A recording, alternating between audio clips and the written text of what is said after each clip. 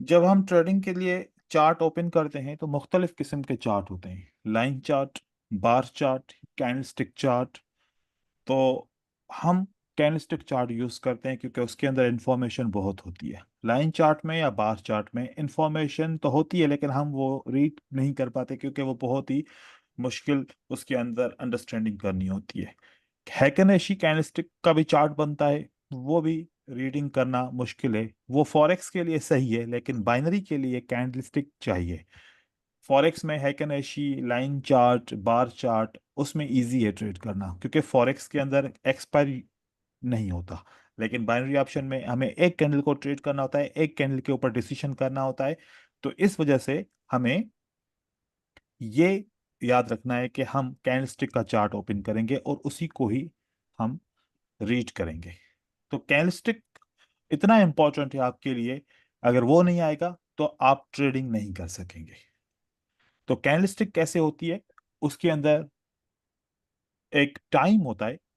जिस टाइम का आप ट्रेड करें, 1 मिनट का, 5 मिनट का, 15 मिनट का या 1 घंटे का, जो भी टाइम सिलेक्ट करते हैं किसी भी कैंडलस्टिक का, तो उस कैंडल के अंदर ये इंफॉर्मेशन होती है। Open, close, low, high and उसका बॉडी कलर। तो फिर बॉडी कलर से पता चलता है कि बुलिश कैंडल है या फिर बेयरिश कैंडल है। जैसे कि ये कैंडल है, ग्रीन कलर है, ये बुलिश कैंडल है और इसका ओपन यहां पर है, लो एंड क्लोज, और इसका ये हाई है। एंड देन ये एक रेड कैंडल है जिसका ओपन, क्लोज, लो और हाई। ये आपने दो कैंडल हमेशा देखेंगे। शेप्स हम हर वक्त मुख्तलिफ होंगे। कभी शेप, एग्जांपल्स दे रहा हूं, मुख्तलिफ किस्म के शेप मतलब ऐसे ऐसे शेप आपको दिखेंगे। कभी ऐसा शेप दिखेगा बुलिश कैंडल का, कभी ऐसा शेप दिखेगा बुलिश कैंडल का, कभी ऐसा शेप दिखेगा बुलिश कैंडल का, तो कभी ऐसा शेप दिखेगा। कभी इस तरीके से होगा, बॉडी बड़ी होगी, बॉडी के जितना विक होगा नीचे की तरफ से, कभी बॉडी जितना विक ऊपर की तरफ से होगा, कभी बॉडी जितना विक ऊपर और बॉडी जितना विक नीचे की तरफ होगा। इस तरीके से बहुत सारी कैंडल हैं। कभी ऐसा होगा कि बॉडी नहीं होगी और ऊपर और नीचे विक होगा, कभी वन साइडेड विक होगा, कभी बोथ साइडेड इक्वल विक होगा। ऐसे बहुत किस्म की कैंडल बनेगी, बहुत सारे किस्म की। हमें इन कैंडलस्टिक के रीडिंग के हिसाब से इसकी बॉडी, इसके विक की फॉर्मेशन की का मतलब समझना है। मतलब समझेंगे तो फिर अगली कैंडल कौन सी बन सकती है ये बात जान सकेंगे, क्योंकि हमारा काम है कि हम नेक्स्ट कैंडल को प्रेडिक्ट करें। अगर हम कैंडलस्टिक को नहीं रीड कर पाएंगे तो अगली कैंडल ग्रीन बनेगी या फिर रेड बनेगी, हमें पता नहीं चल सकता। और हमें इसी को सीखने के लिए जितना भी कुछ हम पढ़ेंगे कि अगली कैंडल ग्रीन होगी या फिर अगली कैंडल रेड होगी, ये सीखना है। हमारा गोल क्या है, what will be the next candle. अगर हमें पता चल गया कि ग्रीन होगी तो हम बाय करेंगे और अगर रेड होगी तो हम सेल करेंगे। तो हमारा मकसद क्या है इस कोर्स करने का, what will be the next candle. Okay. तो इस मकसद को समझने के लिए बहुत मेहनत भी करनी पड़ेगी और हर चीज को समझना भी पड़ेगा। फर्क को समझें तो यहां पर ओपन और यहां पर ओपन, ये एक फर्क है बुलिश एंड बियरिश कैंडल में। बुलिश कैंडल जब ओपन होती है वो नीचे ओपन होती है एंड देन उसका मूवमेंट हमेशा ऊपर की तरफ जाता है। ऊपर मतलब कि प्राइस राइज होती है, इसको बोलते हैं राइजिंग, राइज हो रही है। और जब बियरिश कैंडल बनती है तो ओपन होने के बाद प्राइस डिक्लाइन होती है। इसी तरीके से जो कैंडलस्टिक का विक होता है वो भी इंफॉर्मेशन देता है। ये विक बड़े इंपॉर्टेंट होते हैं। इन विक से हम नेक्स्ट कैंडलस्टिक की प्रिडिक्शन समझ सकते हैं। जब कैंडलस्टिक ओपन हुई थी ओपन होते ही हमने देखा कि सेलर्स का प्रेशर आया और सेलर कैंडल को नीचे की तरफ लेके गए, क्योंकि सेलर हमेशा प्राइस को क्या करते हैं, डिक्लाइन करते हैं। तो ओपन होते ही प्राइस कहाँ गई, नीचे की तरफ आई। एक पॉइंट ऐसा आया जहां पर बायर ने इनको कंट्रोल किया। कंट्रोल किया मतलब कि ये सेलर की जहां से एंट्री थी, उसी एंट्री से प्राइस को ऊपर की तरफ लेके गए। तो इसको बोलते हैं कि सेलर की मूवमेंट को बायर ने इंगल्फ किया, कवर किया, कंट्रोल किया। तो जो नीचे का विक होता है ग्रीन कैंडल में, जिसको हम लोअर विक कहते हैं या लोअर शेडो कहते हैं, असल में इस शेडो को बोलते हैं that is a controlled wick by buyer. इसको कौन सा कहते हैं, controlled wick by by. Buyer. इसका मतलब आप ऐसे समझो कि इस एरिया के अंदर जहां बायर ने सेलर को कंट्रोल किया, यहां पर स्ट्रॉन्ग बायर्स मौजूद हैं। कौन मौजूद है, स्ट्रॉन्ग बायर्स यहां पर मौजूद है। कभी कभार ऐसा होता है कि प्राइस वापस रिवर्स करती है, प्राइस रिवर्स करके इसी इसी वीक के अंदर क्लोज हो जाती है। तो यहां पर स्ट्रॉन्ग बायर होते हैं, तो दोबारा यहां से कौन स्टार्ट करता है मार्केट में, बायर वापस स्टार्ट करते हैं। बाय। तो ये आप ऐसे समझो कि एक सपोर्ट है, ऐसे समझो एक डिमांड एरिया है, या ऐसे समझो एक बायर का वेयर हाउस है जहां पर बहुत ज्यादा बायर मौजूद है, स्ट्रॉन्ग बायर मौजूद है।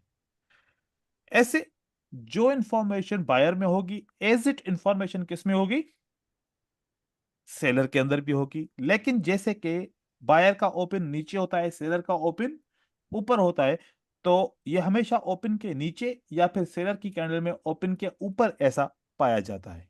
अब ये जो एरिया है, this is a seller's controlled wick. ये जो सेलर का कंट्रोल एरिया है, ये वाला किसका एरिया है, कंट्रोल्ड, सेलर का। सेलर्स। तो यहां पर सेलर स्ट्रांग होते हैं। इस विक में कौन स्ट्रांग होता है, सेलर्स आर सेलर्स। स्ट्रांग। तो दो विक ऐसे हैं, ग्रीन कैंडल में lower wick and red candle में अपर विक। इसके अंदर हम इसको कह सकते हैं these are the control wick. कौन से विक हैं ये, controlled wick. Controlled this wick. इसको आपने बहुत इंपॉर्टेंस देनी है, इसको बहुत इंपॉर्टेंस देनी है, क्योंकि ये एक हिडन सपोर्ट एंड रेजिस्टेंस का काम भी करते हैं। जब आप आगे चल के सपोर्ट एंड रेजिस्टेंस पढ़ेंगे, तो ये एक हिडन सपोर्ट एंड रेजिस्टेंस का काम भी करेंगे। एक एग्जांपल आप लोगों को दे रहा हूं।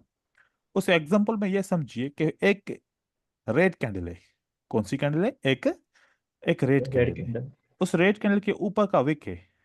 इट मींस दैट, जैसे हमने समझा कि रेड कैंडल में ऊपर के विक में क्या होता है कि बायर रिजेक्ट हुए होते हैं और सेलर ने उसको कंट्रोल किया होता है।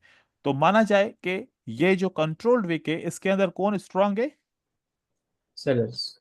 सेलर्स। फिर हम दूसरी एक कैंडल देखते हैं, वो ग्रीन बनती है। कौन सी बनती है कैंडल, ग्रीन। ग्रीन। ये ग्रीन कैंडल इस कंट्रोल विक से नीचे क्लोज होती है। कंट्रोल विक से कहाँ क्लोज होती है, नीचे। नीचे। फिर दूसरा एक ऑप्शन आता है कि एक ऐसी रेड कैंडल बनती है जिसमें ऊपर से कंट्रोल विक होता है और ग्रीन कैंडल उसी कंट्रोल विक के अंदर क्लोज होती है, और साथ में थोड़ी सी रिजेक्शन भी मिलती है। अब आप बताएं कि अगर सेलर स्ट्रांग है, सेलर अगर ऊपर के विक में स्ट्रांग है, तो हमारे पास दो ऑप्शन है। एक ऑप्शन जिसके अंदर अभी बायर क्लोज नहीं हुए, एक ऑप्शन ऐसा है जिसके अंदर बायर क्लोज हो गए। तो दिखने में ऐसा लग रहा है कि जैसे बायर ने सेलर की कैंडल को कंट्रोल किया है, इंगल्फिंग कैंडल बनाया है, इंगल्फिंग पैटर्न बनाया है, लेकिन क्लोज किसके अंदर हुआ, सेलर के कंट्रोल विक के अंदर क्लोज हुआ।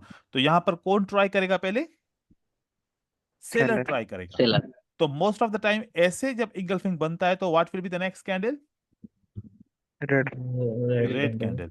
तो क्यों रेड कैंडल है, क्योंकि बायर किसके अंदर क्लोज हुआ, सेलर के सेलर के जोन में सेलर्स कंट्रोल कंट्रोल्ड। या सेलर की जोन के अंदर क्लोज हुआ।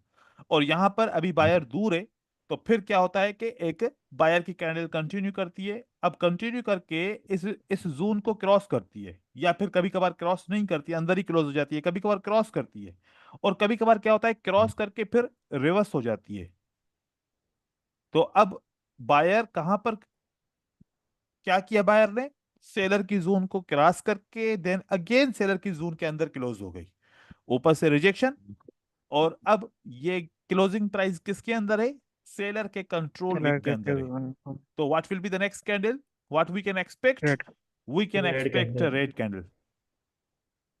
ये कभी कभार रेड कैंडल बनती है, कभी कभार नहीं बनती। जब नहीं बनती तो उसका भी रीजन होता है, और जब रेड कैंडल बनती है तो इसका भी रीजन है। वो हम रीजन आगे चल के पढ़ेंगे जब स्ट्रक्चर के ऊपर जाएंगे कि कौन कब ये कंट्रोल विक काम करेगा और कब ये कंट्रोल विक काम नहीं करेगा, कब इसमें ताकत होगी, सेलर होगा, और कब इसके अंदर सेलर नहीं होगा, सिर्फ दिखावे का होगा। नहीं, इस तरीके से वो हमें पता चलेगा।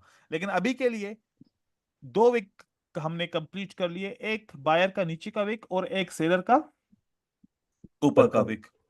अब यहां पर हमने देखा कि इस कैंडल के अंदर क्या हुआ, प्राइस ऊपर तक गई थी, प्राइस जब यहां तक पहुंची तो सेलर ने रिजेक्ट किया प्राइस को। सेलर ने क्या किया, प्राइस को रिजेक्ट किया। रिजेक्ट किया। It means the bias hit the high, bias hit the high, hi. But this high जिसको हम बोलते हैं बायर ने सस्टेन नहीं किया, सेलर ने पुश किया प्राइस को नीचे की तरफ, इतना पुश किया नीचे की तरफ। जैसे पुश किया तो कैंडल क्या हो गई, सेलर की जोन बनी, कैंडल क्लोज हो गई। ये बुलिश कैंडल क्या हो गई, क्लोज हो गई। क्लोज हो गई। तो अब हम ये देखें, क्या ये जो सेलर की एंट्री है, क्या इस सेलर की एंट्री ने कंप्लीट बायर की कैंडल को कंट्रोल किया या थोड़ा हिस्सा कंट्रोल किया, थोड़ा हिस्सा थोड़ा हिस्सा, मतलब कंप्लीट कंट्रोल नहीं नहीं किया। कर पाते। नहीं जैसे कैंडल क्लोज होगी, ये जो थोड़ा हिस्सा था, इसका मतलब है कि सेलर ने कंट्रोल नहीं किया। तो यहां से ये जो रिजेक्शन है ये वापस ऊपर चली जाएगी और सेलर यहां पर बैठेगा जहां से एंटर हुआ था, क्योंकि सेलर तब यहां पर मौजूद होता जब ये पूरी कैंडल को क्या करता, कंट्रोल कंट्रोल करता। करता। अब कंट्रोल तो नहीं किया ना, रिजेक्ट किया, रिजेक्ट किया और कैंडल क्या हो गई, क्लोज हो गई। रिजेक्ट किया और कैंडल क्लोज हो क्लोज गई। हो क्लोज गए। हो गई। जब क्लोज हो गई तो फिर वापस इसको ऊपर अपनी जगह पे जाना पड़ेगा, चला गया। तो अब कैंडल क्लोज के ऊपर किसका प्रेशर है, सेलर का था, जो वापस ऊपर की तरफ चला गया। अब सारा प्रेशर कौन सी पॉइंट पे है, जहां से रिजेक्शन हुई थी, हाँ, जहां से कट किया। रिजेक्शन हुई थी। तो अब इस क्लोजिंग प्राइस से इस रिजेक्शन वाली पॉइंट के बीच में कौन है, इसके Buyer. बीच Seller. में न बायर बायर्स है ना सेलर है, बायर भी नहीं है और सेलर भी सब भी नहीं है। सेलर भी नहीं है। ये बिल्कुल एरिया क्या है, बिल्कुल खाली है, बिल्कुल खाली है। तो अब अगली खाली है। कैंडल क्या होगी, अगली कैंडल ग्रीन बनने के चांस ज्यादा बनेंगे। अब अगर बायर स्ट्रांग है तो सेलर के पॉइंट को ब्रेक करेंगे, अगर बायर वीक है तो ब्रेक करके वापस नीचे की तरफ आ जाएंगे, सेलर वापस उसी जगह पे मौजूद रहेगा, ऐसा होगा। तो अब माने कि अगर कोई भी ऐसी कैंडल है जैसे कि ये यहां पर ऊपर का विक है, तो सेलर कहां मौजूद है, कैंडल क्लोज हो गई है तो Top सेलर पे. कहां मौजूद है, Top पे. ए पॉइंट से लेके ओपन पॉइंट। ओपन पॉइंट तक, यहां से लेके यहां तक मौजूद है सेलर, नहीं, टॉप पे। ओके, हाँ, या ऊपर चला गया। नहीं सर, यहां से हाई पे. लेके यहां तक मौजूद है। यहां तक अगर कोई सोच रहा है तो वो नहीं. गलत सोच रहा है, ठीक है। जहाँ पर से स्टार्ट किया था सर वहां पर मौजूद है। क्योंकि ग्रीन कैंडल क्लोज हुई है ना, तो सेलर वापस ऊपर चला जाएगा अपनी पॉइंट पे। Okay sir. अब एक एक बात है, देखो कि कानून के हिसाब से देखा जाए एक रेजिस्टेंस लेवल है, ये कौन सी लेवल है, रेजिस्टेंस लेवल। रेजिस्टेंस। अगर बायर ने इसको कंट्रोल किया, मतलब कि ब्रेक किया, तो बायर इसको क्रॉस कर गया ना, जी. क्या मानेंगे कि बायर ने इसको क्या किया, ब्रेकआउट किया। ब्रेकआउट दे दिया. ब्रेकआउट दे दिया तो बायर की पोजीशन कहां चली गई, इस लेवल से ऊपर चली गई। जी. और अगर वापस रिजेक्ट होके इसके नीचे क्लोज हो गया तो क्या बोलेंगे कि ब्रेकआउट हुआ, नहीं सर। नहीं. ओ सर। अभी नहीं बोल रहे ना, क्यों नहीं बोल रहे ब्रेकआउट हो गया? क्योंकि बायर तो रिजेक्ट हो गया, बायर तो रिजेक्ट हो रिजेक्ट हो गया। गया। इसी तरीके से समझो, जब सेलर ने एंट्री की, किसने एंट्री की? सेलर ने एंट्री की। क्या सेलर ने कंट्रोल किया बायर को? नहीं नहीं सर। नहीं और नहीं कैंडल सर। क्लोज हो गई, तो सेलर को इसी वजह से हाँ। वापस जाना पड़ेगा। ये सेम जो आप इसको ब्रेकआउट नहीं बोल रहे, क्यों नहीं बोल रहे? क्योंकि कैंडल ऊपर क्लोज नहीं हुई, रिजेक्ट हो गई। ऐसे ही ये सेलर ऊपर की तरफ चला जाता है, क्योंकि सेलर ने इस कैंडल को कमजोर करने की पूरी कोशिश की, कंट्रोल करने की कोशिश की, लेकिन कंट्रोल न कर सका, कंट्रोल नहीं कर नहीं सका। किया ना सर। कर सका। लेकिन एक चीज है कि एक एक इंफॉर्मेशन मिल गई कि सेलर बड़ा इंटरेस्टेड है, सेलर बड़ा इंटरेस्टेड इंटरेस्टेड है। इंटरेस्टेड है। इंटरेस्टेड है। इसी तरीके से यहां पर बायर इंटरेस्टेड है। सेलर के लोअर विक में कौन इंटरेस्टेड है? बायर। Buyer interested. बायर। इसी तरीके से यहां पर कौन इंटरेस्टेड है? सेलर। सेलर्स। अब ये एक कंडीशन है। ये जो कंडीशन मैंने आपको बताई, ये कौन सी कंडीशन है? Condition number 1। Condition number one. 1। क्योंकि यहां पर कोई भी रेजिस्टेंस लेवल नहीं है। लेकिन अगर रेजिस्टेंस लेवल आ जाए, अगर ये कैंडल कहां पर क्लोज हो जाए, एक रेजिस्टेंस लेवल पे क्लोज हो जाए, तो रेजिस्टेंस का मतलब क्या होता है? कौन बैठा होता है रेजिस्टेंस पे? सेलर। सेलर्स। सेलर। रेजिस्टेंस पे हमेशा कौन होता है? सेलर्स। सेलर। तो पहले जब रेजिस्टेंस नहीं थी, तो सेलर आके क्लोजिंग के बाद ऊपर चला गया, है ना? Yes sir. लेकिन अब रेजिस्टेंस है, तो रेजिस्टेंस को ब्रेकआउट करने के लिए बायर ने ट्राई किया, बायर फेल हो गया इसको ब्रेकआउट करने में। तो इसका मतलब है कि सेलर कहां बैठा हुआ है? अपनी रेजिस्टेंस पे अभी भी बैठा है। बैठा हुआ है। लेकिन अगर रेजिस्टेंस लेवल नहीं है, तो सेलर कहां पर मौजूद है? टॉप पे। हाई पॉइंट पे। हाई पे। हाई पॉइंट पे बैठा है। अब आपको ये बात कंडीशन 2 समझ में आ गई कि अगर रेजिस्टेंस है, तो रेजिस्टेंस को बायर ब्रेकआउट नहीं कर सका। इसका मतलब है कि सेलर अभी भी अपनी रेजिस्टेंस पे मौजूद है। और अगर रेजिस्टेंस लेवल नहीं थी, तो इसका मतलब है कि सेलर ने ट्राई किया और फेल हुआ, कंट्रोल ना कर सका, तो वापस अपनी जगह पे लौट गया। अब बैठा हुआ है, तो कहां पर बैठा हुआ है? यहां पर बैठा हुआ है। अब हम दूसरी पॉइंट पे आते हैं। कौन सी पॉइंट पे आते हैं हम? दूसरी पॉइंट पे। ये बड़ी इंपॉर्टेंट पॉइंट है। इस पॉइंट को आपने समझना है। अगर ये पॉइंट ना समझे, तो फिर आप बहुत गलतियां करोगे। ये बहुत इंपॉर्टेंट पॉइंट है। ये एक स्ट्रेटजी भी है, और ये एक बहुत इंपॉर्टेंट पॉइंट भी है। यहां पर एक रेड कैंडल है, रेड कैंडल के नीचे एक विक है। रेड कैंडल के नीचे जो विक होता है, उसमें कौन इंटरेस्टेड होता है? बायर। बायर। बायर। अब सेलर आता है, ट्राई करता है, और इस विक के पॉइंट को ब्रेक करता है। इस विक के पॉइंट को क्या करता है? ब्रेक। ब्रेक ब्रेक करेगा। करता है। तो जिस जगह पे बायर इंटरेस्टेड था, उस पॉइंट को किसने ब्रेक कर दिया? सेलर्स। सेलर ने। सेलर। मतलब कहने का कि कौन स्ट्रांग है? सेलर। सेलर स्ट्रांग है। फिर एक और कैंडल के नीचे के विक देखते हैं। अब यहां पर सेलर ने अपने कैंडल के विक को, जहां पर बायर इंटरेस्टेड था, उसको नीचे ब्रेकआउट किया। लेकिन सेलर इतना स्ट्रांग नहीं था कि ब्रेकआउट के नीचे क्लोजिंग दे। उसने रिजेक्ट करके क्लोजिंग ब्रेकआउट से ऊपर दे दिया।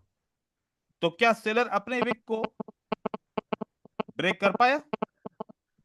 नहीं सेलर यहाँ पर फेल हो गया। ब्रेकआउट नहीं कर पाया, सेलर फेल हो गया। यहां पर सेलर ब्रेकआउट, सर किसी की तरफ से नॉइज आ रहा है बहुत। ये वही बैजीत की तरफ से आ रहा है। तो यहां पर क्या हुआ? ब्रेकआउट हुआ, और यहां पर ब्रेकआउट नहीं नहीं हुआ। हुआ। ये बहुत इंपॉर्टेंट पॉइंट है। ये बहुत इंपॉर्टेंट पॉइंट है। बार बार जिस चीज के लिए बोलूं ना, समझो कि बहुत इंपॉर्टेंट पॉइंट है। ये पॉइंट कहती है कि मार्केट अब रिवर्स करेगी। ये पॉइंट क्या कहती है? मार्केट क्या करेगी अब? रिवर्स करेगा। रिवर्स करेगी। अब एक चीज है, इस पॉइंट को भी मजीद और समझो। अगर सेलर की कैंडल नीचे की तरफ जा रही है तो who is strong? Seller. sellers, seller strong. ठीक हो गया। कौन स्ट्रांग है? seller seller. strong, सेलर समझो कि ये एक डाउन ट्रेंड है। ये क्या है? एक down down down trend. trend, down trend. Down trend में कौन वीक होता है? बायर। buyers, बायर वीक होता है। बायर ने अपनी कैंडल बनाई, उसके ऊपर विक बनाया, और जब दूसरी कैंडल बनाई तो अपने ही विक को ब्रेकआउट ना कर पाया, तो कंफर्म हो गया कि वाकई में बायर वीक है। yes sir, ये रिवर्सल पॉइंट है। ये एक ऐसी पॉइंट है कि ट्रेडर्स को इन्फॉर्म किया गया कि सेलर अभी और ट्रेंड को कंटिन्यू करेंगे। सेलर अभी और ट्रेंड को क्या करेंगे? कंटिन्यू करेंगे। फिर हमने देखा कि वापस सेलर ने कंटिन्यू किया और ऐसे ही स्ट्रांगली कंटिन्यू करते गए।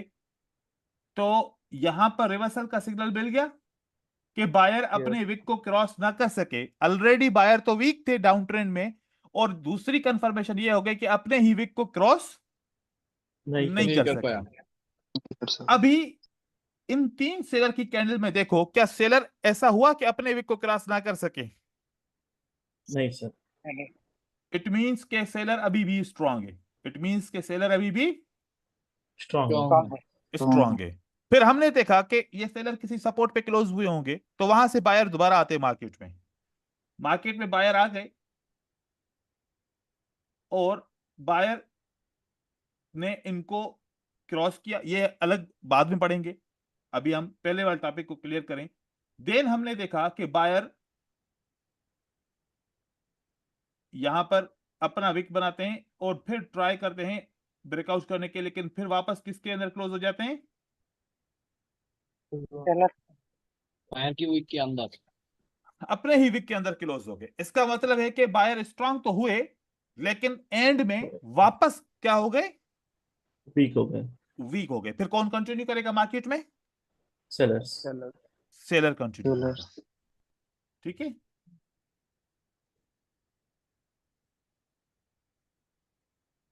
अब इस बार ये वाला कैंडल का विक था, और इस बार सेलर ने क्या किया? अपने विक को कंट्रोल नहीं नहीं कर कर सका। पाया। कौन से पॉइंट पे नहीं कर सका कंट्रोल? सपोर्ट पे। बायर के जोन। हाँ सपोर्ट पे।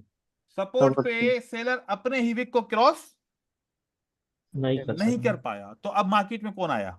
मार्केट में कौन आएगा? मार्केट में आएगा buyers, बायर वापस आएगा। मार्केट में बायर वापस मार्केट में आ जाएगा। ठीक है। देन मार्केट में बायर ऐसे ऊपर की तरफ चला जाएगा, और आप देखेंगे कि बायर अब अपने विक के अंदर क्लोज नहीं हुआ। इसका मतलब है कि कौन स्ट्रांग हो गया? buyers, बायर स्ट्रॉन्ग हो गया। बायर्स। फिर सेलर अब बार बार अब जब अप ट्रेंड शुरू हो जाएगा तो कौन अपने विक के अंदर क्लोज होना शुरू करेगा? sellers, जैसे पहले बायर से सिग्नल ले रहे थे, अब सेलर से वही सिग्नल ले रहे हैं कि सेलर अपने ही विक के अंदर क्लोज हो गया। तो कौन आएगा मार्केट में वापस? बायर। buyers आएंगे, बायर आएगा, एंड देन मार्केट को इसे कंटिन्यू करने की कोशिश करेगा। तो देखो कि एक विक के अंदर क्लोज होना भी एक बड़ा सिग्नल है। किसी भी एक कैंडल अपने ही विक के अंदर क्लोज हो जाए तो यह भी एक बहुत बड़ा signal, सिग्नल है, जिससे क्या पता चलता है कि अगर सेलर अपने ही कैंडल के विक के अंदर क्लोज हो जाए, मतलब कि seller is not interested, seller is weak. या बायर अपनी कैंडल के विक के अंदर क्लोज हो जाए, it means who is weak? Buyer is weak. buyers, अब ये पॉइंट समझ में आ गई सबको? yes sir, जी सर। अब एक इसकी दूसरी पॉइंट, इसी ही विक के अंदर क्लोज होने की दूसरी पॉइंट, जिसको हम एक्सटेंशन कहते हैं। क्या कहते हैं? एक्सटेंशन। extension, चलो अब हम उसका मतलब क्या रहेगा। अब देखिए कि क्या होता है कि बायर की कैंडल अपने ही विक के अंदर क्लोज तो हो जाती है, लेकिन नेक्स्ट कैंडल क्या होती है कि ये अपने ही विक के अंदर क्लोज हो गई। नेक्स्ट जी कैंडल सर। बहुत ही साइज में बड़ी बन जाती है। अब आपने देखा कि पहले क्या हुआ कि बायर ने एक अब ऊपर का विक बनाया, फिर दूसरी कैंडल उसी विक के अंदर क्लोज हो गई, और फिर एंड में एक बड़ी कैंडल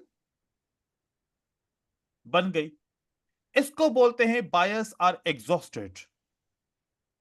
यहां पर क्या बोलते हैं इसको? Buyers exhausted. एग्जॉस्टेड होगा। Buyers are exhausted. एग्जॉस्टेड का मतलब होता है कि बायर के अंदर जितना दम था उतना इन्होंने बाय कर लिया। पुश किया। जितना दम था बायर ने क्या कर दिया? बाय बाय कर कर दिया। दिया। अब बायर के पास डिमांड खत्म हो चुकी है। ये भी पॉइंट होती है मार्केट में रिवर्सल की। ये भी पॉइंट होती है मार्केट में रिवर्सल। जब डाउन ट्रेंड में होंगे तो ऐसी दफा बहुत ऐसी मार्केट की मूवमेंट बनेगी। जब डाउन ट्रेंड में आप होंगे तो बायर ऐसी बहुत सारी मूवमेंट बनाएगा, या फिर बायर जब ऊपर की वेव बनाता है और फिर रिवर्सल पॉइंट आएगा तो उस एंड की पॉइंट पे ऐसा मूवमेंट बनेगा। तो पहले इस पॉइंट को हम फोकस करते हैं कि हम चार्ट के अंदर देखें कि ये अपने विक के अंदर क्लोज होते हैं तो इसका रिएक्शन जैसे मैंने समझाया क्या वैसा होता है कि नहीं होता। ठीक है। Okay sir. और जो चीज समझाऊं फिर उसको भुलाना नहीं है, वो याद रखना है आपने। ठीक है।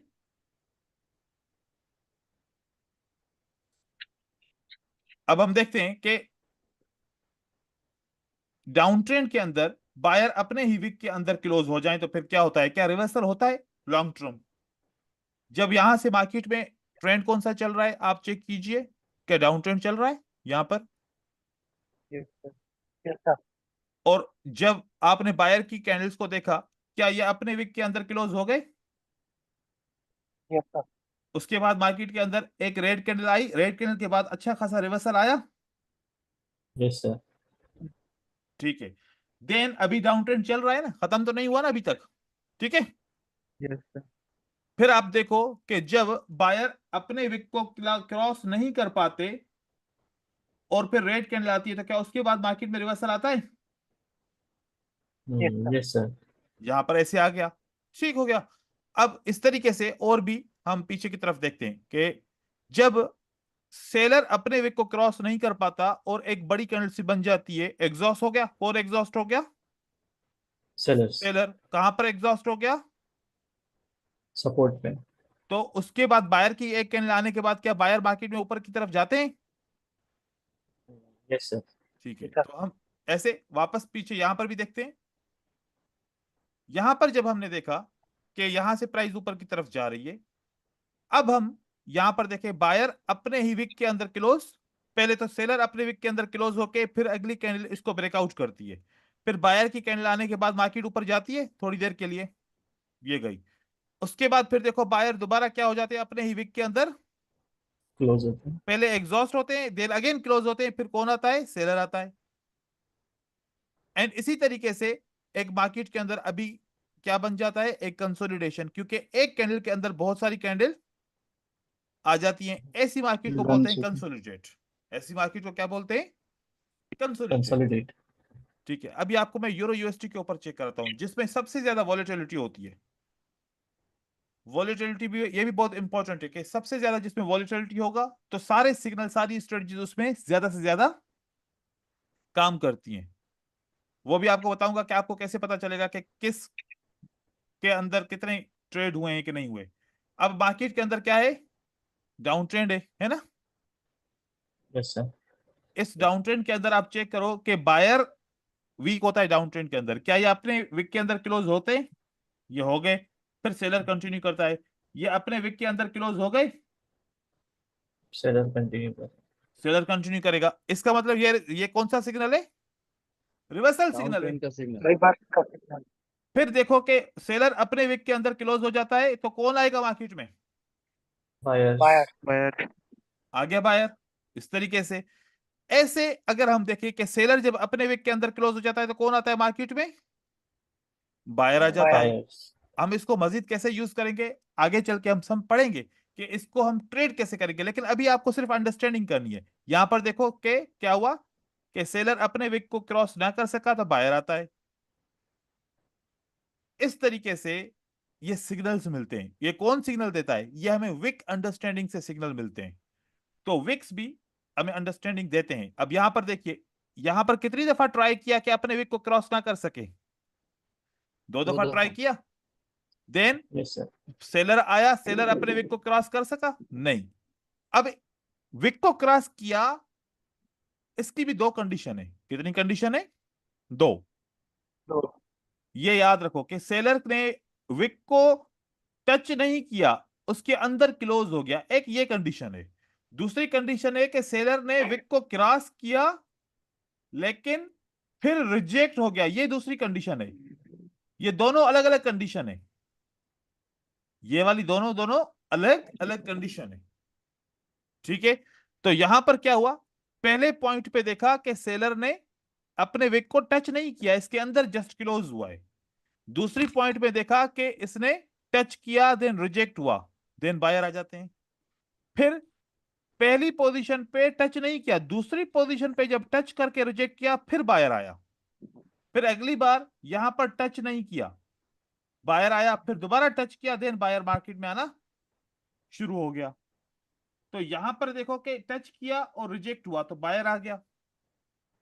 इस तरीके से यहां पर बायर ने कंटिन्यू किया, लेकिन फिर भी एक लेवल के बाद फिर सेलर वापस मार्केट में आते हैं। तो अब ये पॉइंट आपने समझनी है, इससे एक स्ट्रेटजी बनाएंगे आगे चल के, एक बहुत बेहतरीन स्ट्रेटजी बनाएंगे जिससे आप रिवर्सल की ट्रेडिंग सीखेंगे और रिवर्सल की ट्रेडिंग कंफर्मेशन के साथ करेंगे। बायर को देखो, ऑन द रेजिस्टेंस क्या अपने वेग को क्रॉस कर सका? नहीं। नहीं सर। नहीं सर। रिवर्सल आया मार्केट में। इसी तरीके से यहां पर बायर अपने वेग को क्रॉस नहीं कर सका, मार्केट में रिवर्सल आया। तो ऐसे हम एक स्ट्रेटजी बना सकते हैं, 5 मिनट के ट्रेड की भी और 1 मिनट के ट्रेड की भी स्ट्रेटजी हम बना सकते हैं। तो यहां पर देखो, बड़ी कैंडल बनी, उसका विक बना, अनेबल टू ब्रेक, बड़ी कैंडल बनी, अनेबल टू ब्रेक, वापस कौन आता है मार्केट में?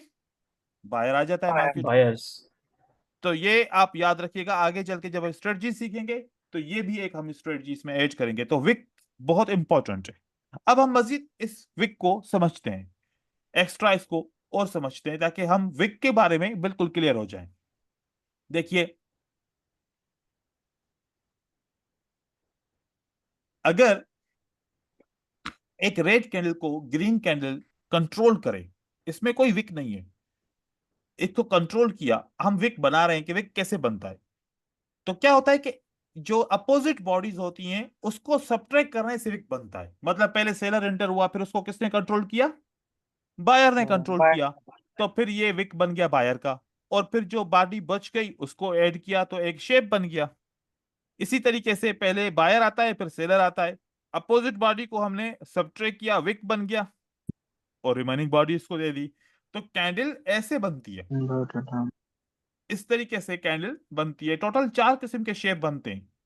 इस 4 किस्म के शेप में हम देखें कि पहला जो शेप है, जो हम अब पढ़ के आए कि ग्रीन कैंडल के नीचे विक होगा, तो it means green candle is very very strong. And then अगर ग्रीन कैंडल के ऊपर विक है तो it means the green candle is very very weak. और अगर ऊपर और नीचे बराबर विक है तो it means green candle is normal. Neutral. और अगर ग्रीन कैंडल के ऊपर और नीचे नॉर्मल विक के बॉडी बड़ी है, it means the green candle is normal. अब 4 कंडीशन पैदा हुई। कितनी कंडीशन पैदा हुई? 4। चार। अब ये जो 4 कैंडल बनी है, इसमें से इन कैंडल को आप नाम से भी जानती हो। पहली कैंडल का नाम क्या है? दूसरी कैंडल का नाम क्या है? इन्वर्टेड इन्वर्टेड और हैमर। तीसरी कैंडल का नाम क्या है फिर? एंड चौथी नॉर्मल कैंडल है। तो नॉर्मल पैटर्न कितने बने? 4। चार पैटर्न। 3 पैटर्न बने। चौथी शेप वाइज बुलिश कैंडल है। पैटर्न कितने बने? तीन चार। पैटर्न। 3 पैटर्न बने और चौथी बुलिश कैंडल है। तो जो 3 पैटर्न बने, अब याद रख लो, 3 जो पैटर्न बने उसकी क्या कंडीशन थी? एक स्ट्रॉन्ग, एक वीक, एक न्यूट्रल। मतलब कहने का कि जितने भी कैंडलस्टिक पैटर्न होते हैं ना, जितने भी कैंडलस्टिक पैटर्न होते हैं, उसके अंदर ये 3 इंफॉर्मेशन होती है बस। जिस कैंडल के अंदर ये स्ट्रॉन्ग, वीक या न्यूट्रल की इंफॉर्मेशन हो, इसका मतलब है कि ये पैटर्न है, भले आपको नाम आता है या नहीं आता। तो जितने भी कैंडलस्टिक पैटर्न होते हैं उसके अंदर इंफॉर्मेशन क्या होती है, या तो स्ट्रॉन्ग, या तो वीक, या तो न्यूट्रल। न्यूट्रल। मतलब कहने का कि चार इंफॉर्मेशन के हिसाब से देखा जाए तो सबसे ज्यादा इंपॉर्टेंट इंफॉर्मेशन ये तीन है। नॉर्मल तो कोई इंपॉर्टेंट नहीं हुई ना इंफॉर्मेशन। Yes sir. तो आपने नाम भी बता दिया, एक हैमर है, एक इन्वर्टेड हैमर है, एक स्पिनिंग कैंडल है, तभी तो इसका नाम है। तो कहने का मतलब यह हुआ कि जानिए कि जो पैटर्न होते हैं उन पैटर्न के अंदर ये तीन इंफॉर्मेशन होती है, इसलिए उसको पैटर्न बोलते हैं। बाकी हम दूसरों को शेप बोलते हैं, शेप कैंडल, मतलब कि ये बुलिश कैंडल है, बियरिश कैंडल है, वो नॉर्मल है। एक और कैटेगरी होती है जिसको हम इनडिसीजन कहते हैं। क्या कहते हैं? इनडिसीजन। डिसीजन। वो भी पैटर्न होता है, क्योंकि वहां पर भी इंपॉर्टेंट इंफॉर्मेशन है कि ना नॉर्मल है, ना स्ट्रांग है, ना वीक है, ना न्यूट्रल है। तो फिर क्या है? इनडिसीजन, कुछ भी नहीं बना, डोजी। डोजी बन गया। तो ऐसे जब सेम इंफॉर्मेशन आप सेलर के लिए देखेंगे तो वहां पर भी इस तरीके से आपको इंफॉर्मेशन मिलेगी। और आप देखें कि स्ट्रांग कैंडल कौन सी है, उसको विक नीचे है ऊपर से।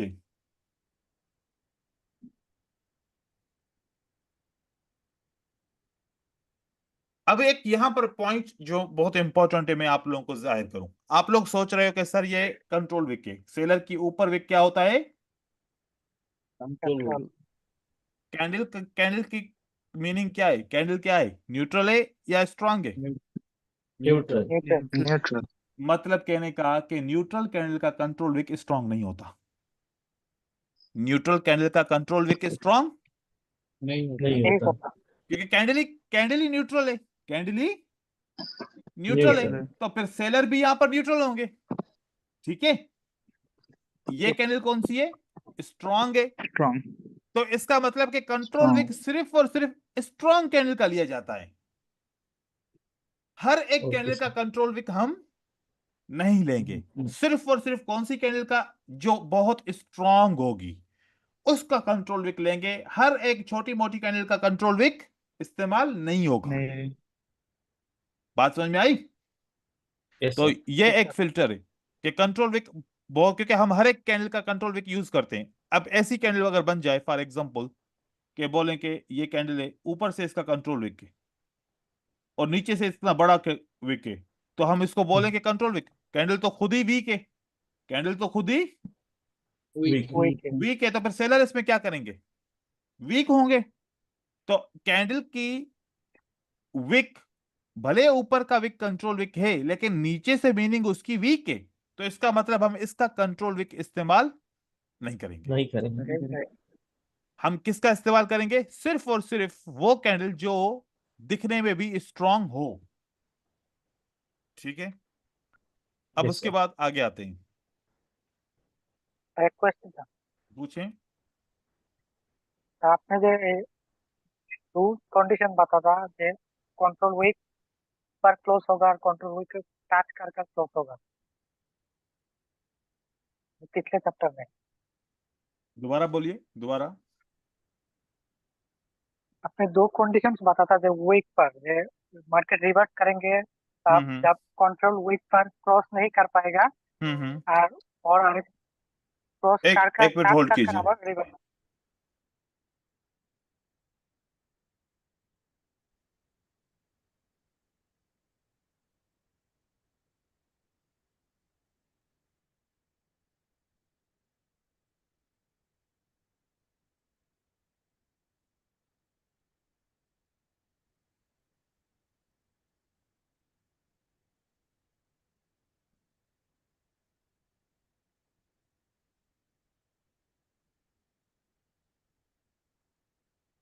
जी अभी आप बताइए, मुझे कॉल आ गई थी इम्पोर्टेंट।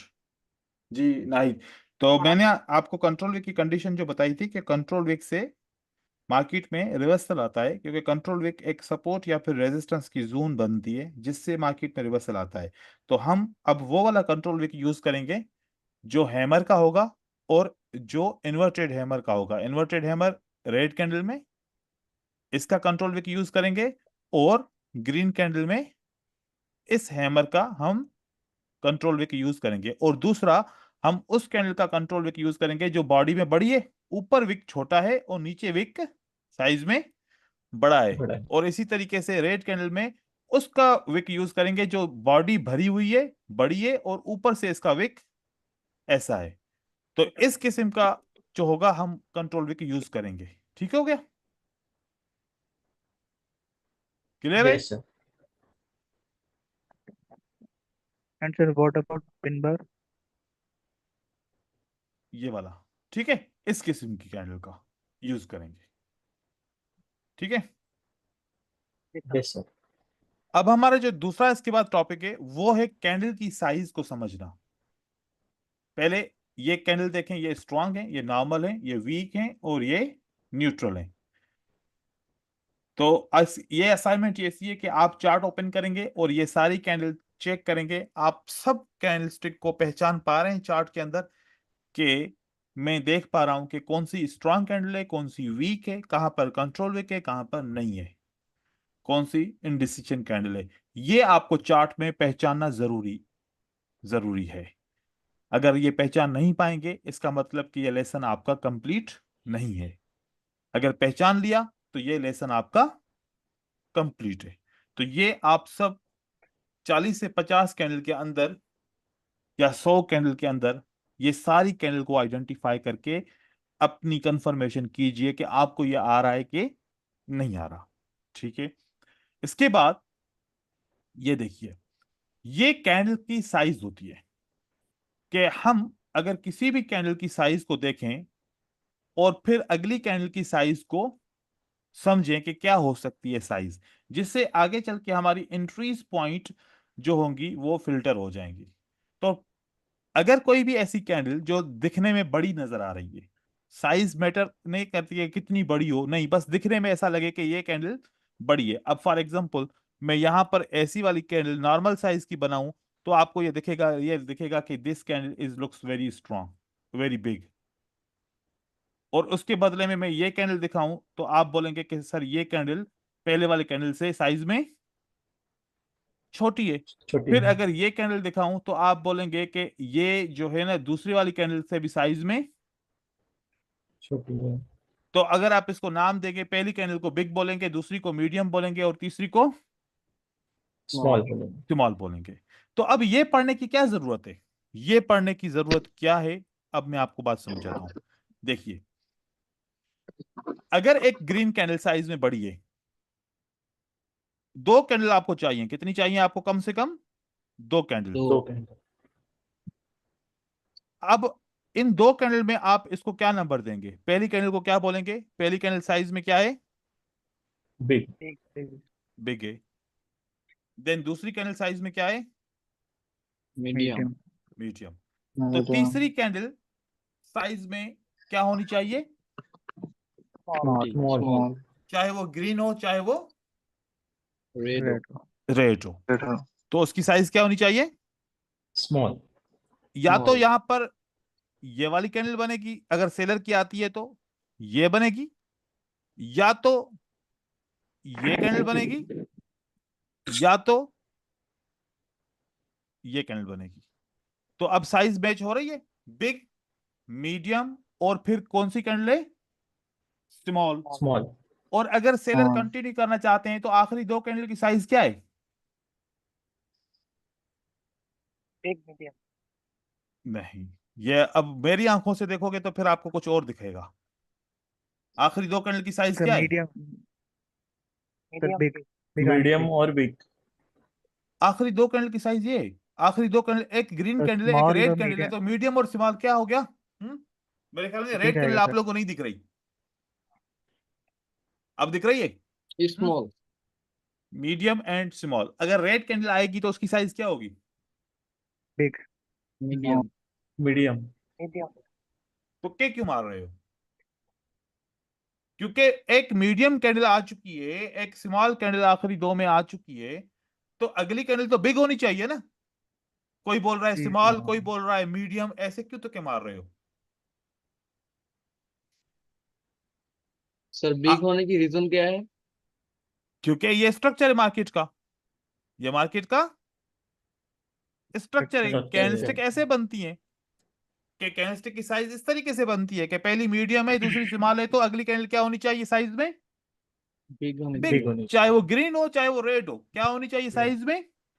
Big. बिग होनी Big. चाहिए। बिग। तो बिग होगी तो पैटर्न बनेगा ना फिर। जी। बिग है तो अब कौन सा पैटर्न बनेगा बताओ? स्मॉल और बिग बना, आप मीडियम बनेगा। नहीं, पैटर्न कैंडलस्टिक पैटर्न कौन सा बना? क्या स्मॉल बिग। इवनिंग स्टार बना? जी जी हाँ जी। बिग। अब बताओ, Evening star one. अगर इसकी रिट्रेसमेंट आएगी तो उसकी साइज क्या होनी चाहिए? Small. पहले Medium. स्मॉल है, मीडियम सर, ठीक है, मीडियम। अब मीडियम होनी चाहिए। Medium. ठीक है, तो उसकी साइज क्या होनी चाहिए?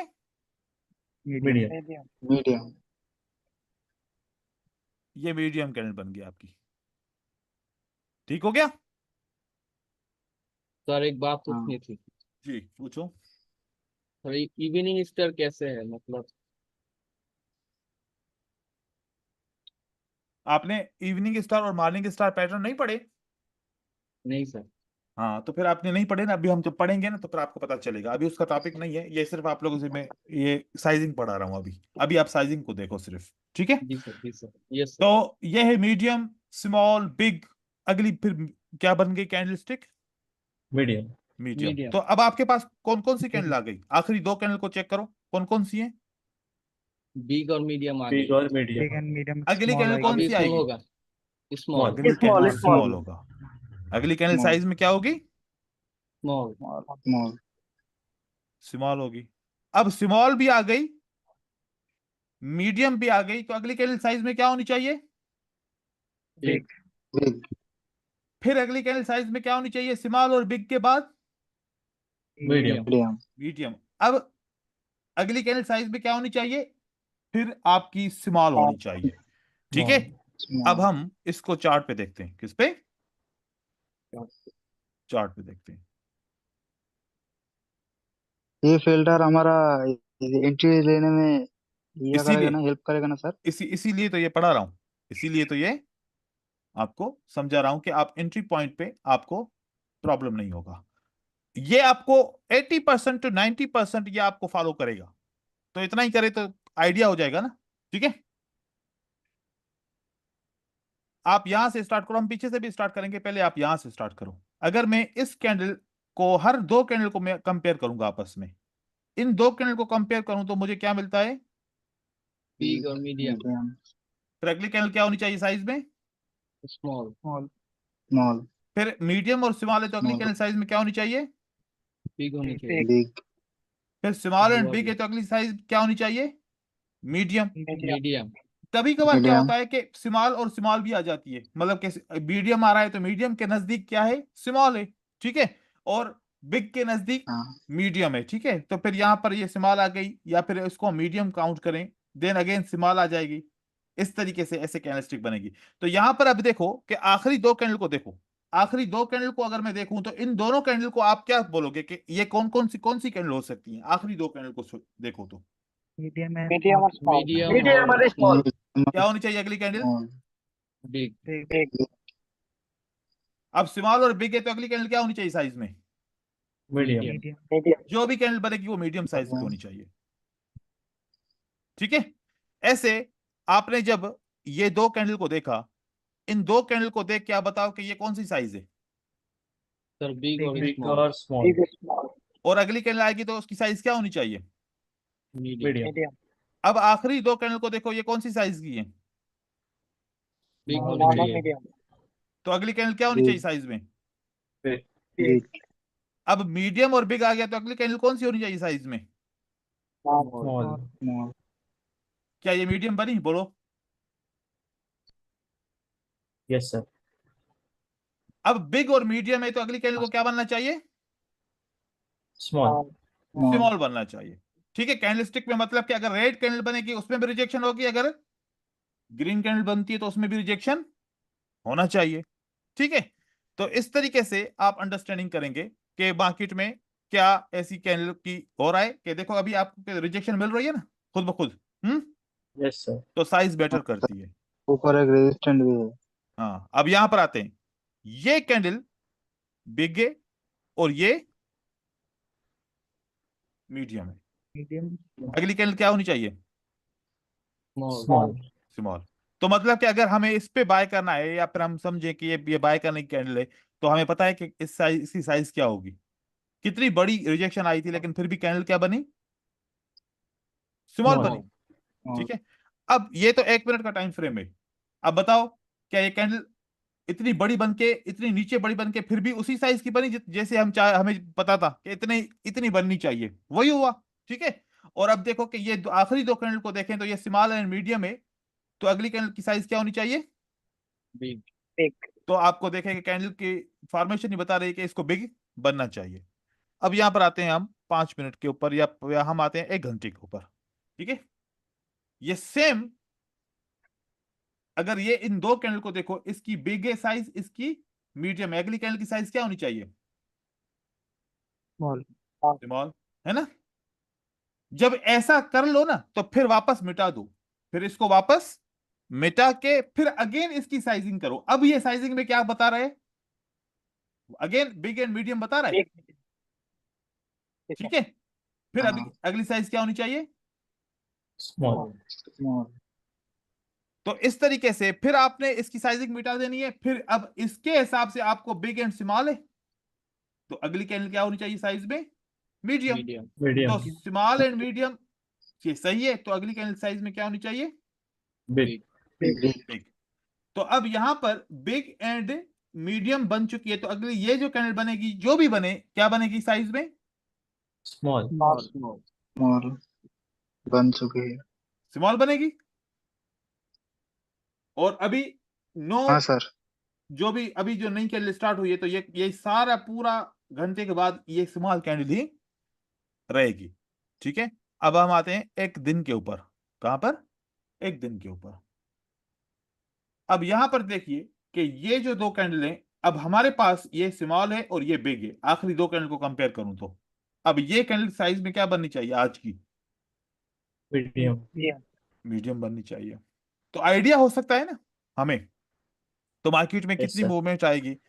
तो ये आपने क्यों समझना है, इसकी जरूरत क्यों थी, आपको मैं आपको बताऊं कि लोग क्या समझते हैं कि हम एक रेजिस्टेंस लेवल से रिजेक्शन का ट्रेड करें। किससे ट्रेड करें? एक रेजिस्टेंस लेवल से रिजेक्शन का ट्रेड करें, कि एक कैंडल इस रेजिस्टेंस लेवल को ब्रेकआउट करे और हम सोचें कि ये ब्रेकआउट किया है, ये ब्रेकआउट फेल हो जाएगा, रिजेक्ट हो जाएगा, क्यों ना मैं ऊपर सेल करूं और प्राइस नीचे क्लोज हो जाएगी, तो मुझे क्या हो जाएगा? फायदा हो जाएगा। इसको बोलते हैं रिजेक्शन ट्रेडिंग। प्रॉफिट हो जाएगा। ठीक है। कभी हमें प्रॉफिट हो जाता है, कभी क्या होता है कि कैंडल ऊपर जाती है, हम सेल करते हैं तो मार्केट और ऊपर जाती है, सेल करते हैं मार्केट और ऊपर जाती है, और जितने भी सेल करते हैं सब कैंडलस्टिक, सब हमारे ट्रेड लॉस हो जाते हैं। यहां पर भी सेल किया लॉस, यहां पर भी सेल किया लॉस, यहां पर भी सेल किया। ये कैंडल छोटी बनी ही नहीं साइज में, ये कैंडल साइज में छोटी बनी ही नहीं, रिजेक्ट हुई ही नहीं। तो ये इसका फार्मूला क्या है? अगर एक बिग कैंडल और मीडियम कैंडल बन जाए तो अगली कैंडल साइज में क्या बनेगी? बोलो। स्मॉल। तो स्मॉल। इसका मतलब है कि इस कैंडल को कितनी भी बड़ी बने, आखिर में इसको क्या होना है? छोटी होना है। स्मॉल। रिजेक्ट होके स्मॉल बनना है। अगर बनना है। एक स्मॉल कैंडल यहां पर, अगर एक स्मॉल कैंडल और मीडियम कैंडल बन जाए तो अगली कैंडल साइज में क्या बनेगी? बिग। बिग। आप कितना भी सेल करो तो उसको बनना क्या है? बिग ही बनना है। बिग बनना है ना।